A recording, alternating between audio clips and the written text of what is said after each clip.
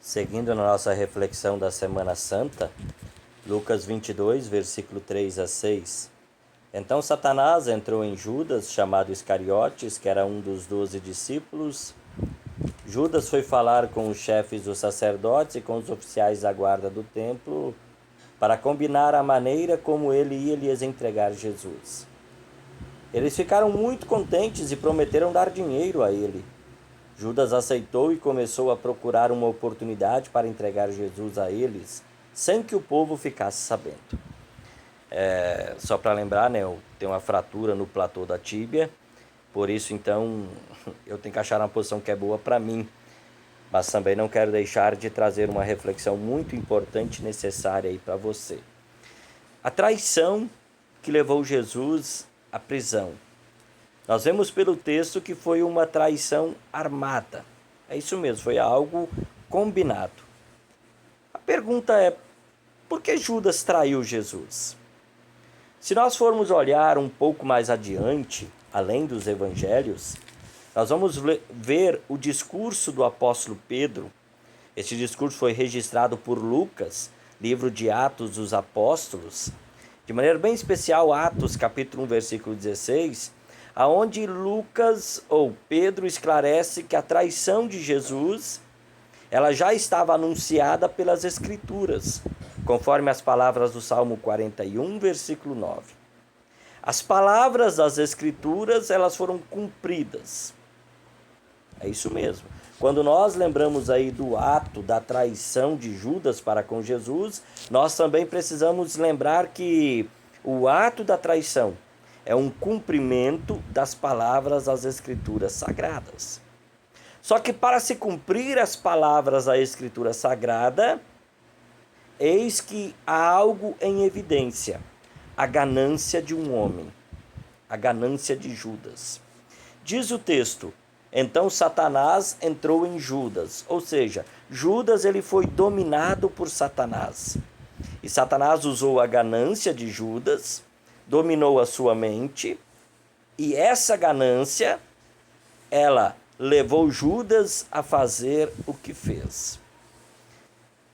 Conforme o relato da tentação, lá em Lucas capítulo 4, versículo 1 a 13, logo depois de Jesus vencer o diabo, vencer a tentação, é dito lá no versículo 13 por Lucas, que o diabo, Satanás, deixou Jesus até momento oportuno.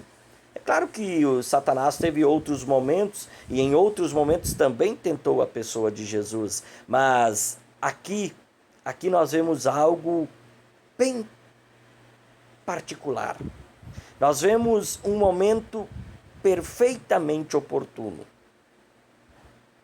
Ou seja, um homem ganancioso, o cenário todo pronto, os romanos com muito medo de haver o despertamento de um suposto Messias, os líderes querendo dar fim à pessoa de Jesus, e todos sem saberem, era o momento chegado de Deus. A promessa estava por ser cumprida. E Judas traz Jesus. Judas era um dos 12 apóstolos, um dos 12 discípulos. Jesus é aquele que conhece o coração humano. Será que Jesus, que conhece os corações das pessoas, ele não errou em chamar Judas? Não. Jesus não errou. Foi Judas quem perdeu a oportunidade, a maior oportunidade da sua vida. Tanto que ao invés de se arrepender logo após a traição, Judas preferiu se enforcar. Mas, como disse o apóstolo Pedro, está registrado por Lucas, lá em Atos capítulo 1, versículo 24. Esse caso, vamos também deixar nas mãos de Deus. O fato é que o evento da traição de Judas nos faz pensar em algo. Nos faz refletir no quanto o dinheiro compra a consciência e a lealdade das pessoas. O dinheiro não é problema. O dinheiro nunca foi problema. A Bíblia, ela até diz que a riqueza é um dom. Está lá em Eclesiastes capítulo 5. O distúrbio, aí é que o apóstolo Paulo fala, o distúrbio é o amor ao dinheiro.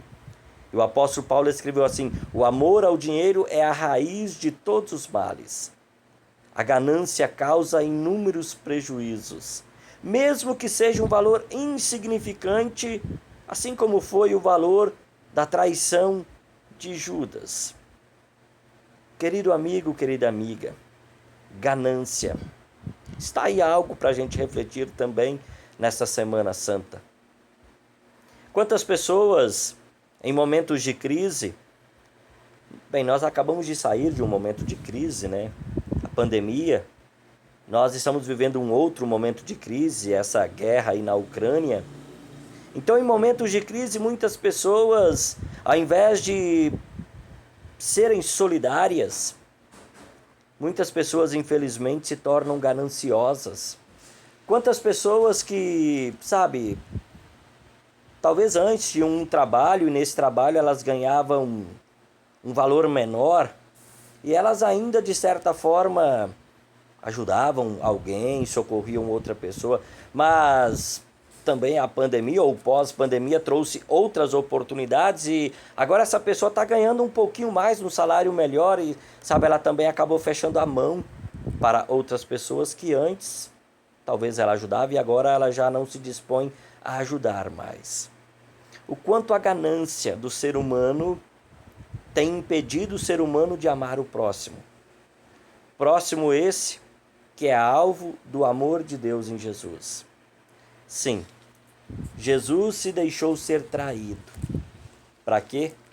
Para não trair o Pai, para não trair a missão do Pai, para não trair e para não perder a minha pessoa, a tua pessoa. Jesus se dispôs a ser traído, a ser enganado, para que nenhum de nós seja traído pelo inimigo a ponto de se perder eternamente. Que o amor de Jesus, é isso que nós estamos pensando e refletindo nessa semana, Semana Santa. Que o amor de Jesus também nos faça refletir e pensar no próximo, aquele que tanto necessita do nosso socorro, que tanto necessita da nossa ajuda. Pessoal, eu fraturei o platô da tíbia e olha, eu tenho uma coisa para dizer. Quantas pessoas me ajudaram? Quantas pessoas estiveram ali me socorrendo? No momento do acidente, que foi numa quadra de futebol, teve 3 pessoas que seguraram a minha perna. Uma pessoa desamarrou o tênis, o tirou com muito cuidado. Outra pessoa secou o suor. Outra pessoa colocou água na minha boca. Socorristas vieram, me colocaram numa maca, imobilizaram corretamente a perna. Teve o profissional do raio-x. Bem, e possivelmente agora também há profissionais da saúde que estão fazendo essa cirurgia para corrigir também o ligamento no joelho. Se não tivesse essas pessoas para me socorrer, há muitas pessoas que precisam da nossa ajuda. E nós somos chamados a socorrer essas pessoas. Que elas não sejam traídas pela nossa ganância. Porque, por causa da ganância de Judas, Jesus se dispôs a ser traído. Para não nos perder, mas para nos ganhar. Que Deus abençoe, um forte abraço. Até uma próxima oportunidade, se o Papai do Céu assim nos permitir. Tchau, tchau.